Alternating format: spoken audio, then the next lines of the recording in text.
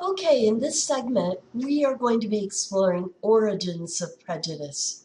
Where does prejudice come from? There are many agents of socialization, such as parents, peers, culture, and media, that teach stereotyping, prejudice, and discrimination both intentionally and unintentionally. Parents are particularly strong agents of socialization. This Broadway song focuses on racism. Listen.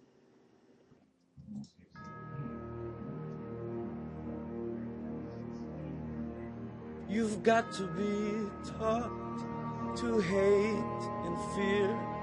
You've got to be taught from year to year.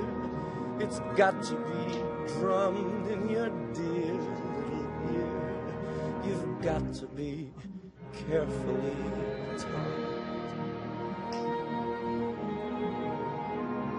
You've got to be taught to be afraid of people whose eyes are oddly made, and people whose skin is a different shade. You've got to be carefully taught. You've got to be taught before it's too late, before you are 6 or 7 or 8, to hate all the people your relatives hate. You've got to be carefully taught. You've got to be carefully taught.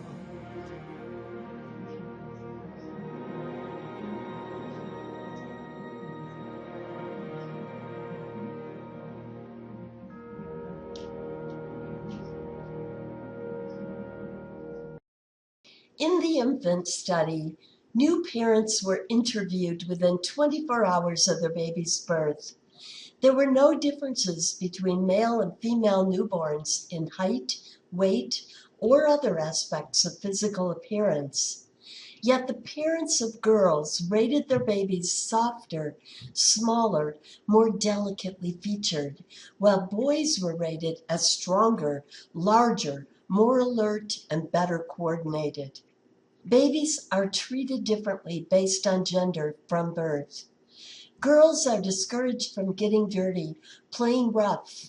Boys are encouraged to. Teenage girls are protected, while brothers generally get later curfews and are encouraged to be independent, and so on. The media is also a powerful source of socialization, including TV, film, music, magazines, etc. In the media commercials study, male college students viewed sexist or non-sexist TV commercials.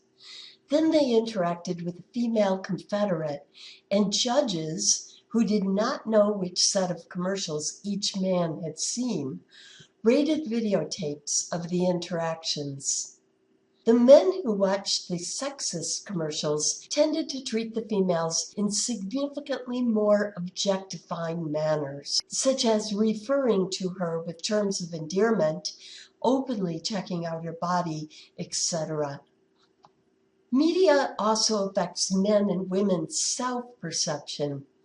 Media images of impossibly thin or proportioned females have had powerful effects on women's body images. This has led to the epidemic of eating disorders like anorexia and bulimia that are prevalent in the United States. Women suffer the most from this effect because they are stereotypically judged more by their looks than men.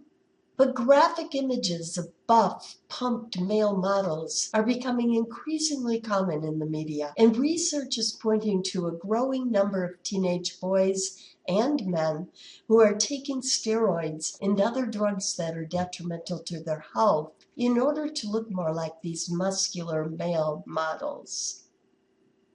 Many things can lead to illusory correlations. Illusory correlations being false beliefs about the fact or extent to which two things are related. One example is a kernel of truth. So a kernel of truth can lead to illusory correlations. Yes, it is true that Asians show slightly higher math scores than Caucasians overall. To assume an Asian is, or even that most Asians are good at math, though, is to ignore the base rate.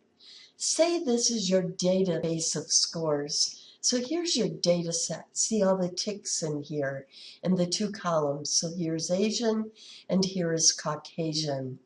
Yes, the Asian scores start a bit higher and end a bit higher than the Caucasian scores. But 99 point some percent, the majority by far of Asians, are performing at the same rate as Caucasians. No wonder many Asians find this stereotype at worst irritating and at best humorous. Social identity theory is the theory that people favor in-groups over out-groups to enhance their self-esteem. One study was conducted on a campus where there was a widely held negative stereotype of the Jewish American princess. Participants were given bogus positive or negative feedback about their performance on a test to bolster or threaten their self-esteem. In a second, supposedly unrelated study, participants evaluated a job applicant of whom half were led to believe was Jewish. Finally, participants were given a self-esteem test. Participants whose self-esteem had been threatened rated the applicant significantly lower when believing she was Jewish. Additionally, the more negatively they rated her, the better they felt about themselves afterward. Social identity theory. Realistic conflict theory is the theory that hostility between groups is caused by perceived competition. Notice the word perceived. Prejudice, negative feelings about a group, can cause illusions of competition. So the competition doesn't even have to be real. It can just be imagined to create this kind of conflict. Take the example of anti-immigration in America as a result of a bad economy. When the most fervent are questioned, it is found they genuinely believe that minorities are taking needed jobs. But statistics show that there are no shortage whatsoever of the types of jobs that are held by far by most immigrants.